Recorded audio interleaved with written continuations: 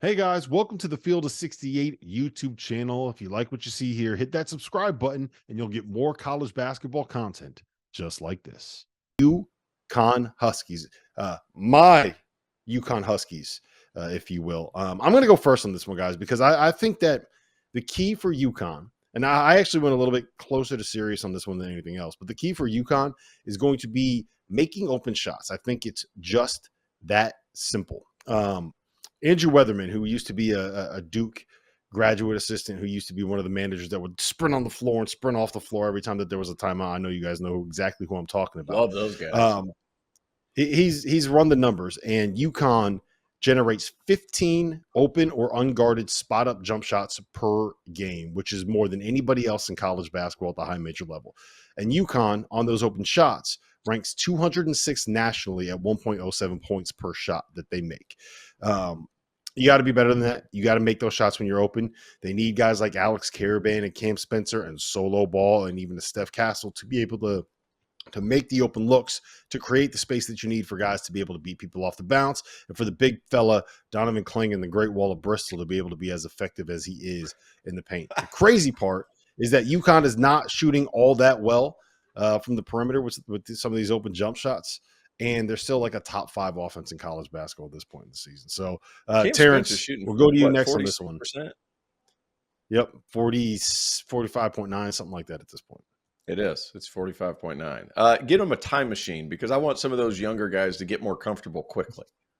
And we're going full back to the future. We're fast forwarding to the future and then trying to bring them back to where we're at right now, right before conference play starts, because there's some environments in the Big East, and there's no other way to get experience than to get experience. So fast forward them a little bit, get some of these young guys that experience, and then hopefully they can mature quickly, because Solomon Ball is a nice player.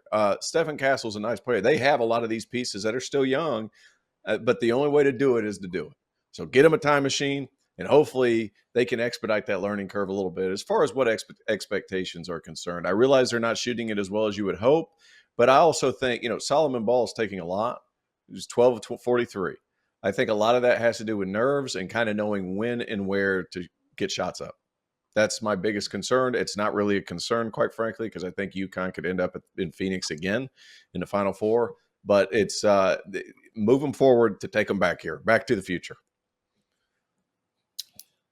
I never imagined a team that would lose as much as they did be as good as they are. I knew they'd be okay. I didn't think they'd be this good. They very well could be back in Phoenix. I don't think any of us would debate that. So having said that, what Santa needs to bring them is remember. See, everybody else don't remember this, but you guys remember.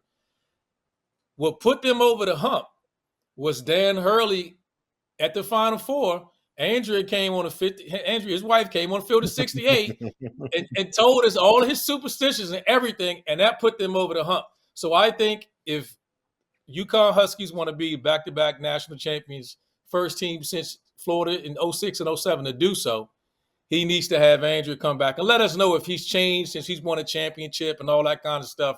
Inquiry minds want to know. So Santa wants that. Let's get Andrea back on field of 68. I don't know if she's going to be allowed back on after she made it. So I don't know if she can visit the city of Providence anymore.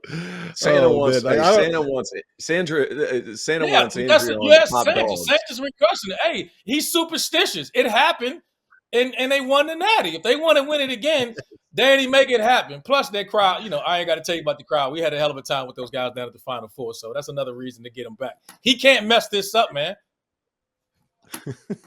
We need a sub. We need a sub. We need Andrea instead of Rob on Top Dog. She can run the whole thing. Yeah. Like, come on. We need to find out what's really going on behind the scenes at UConn right now.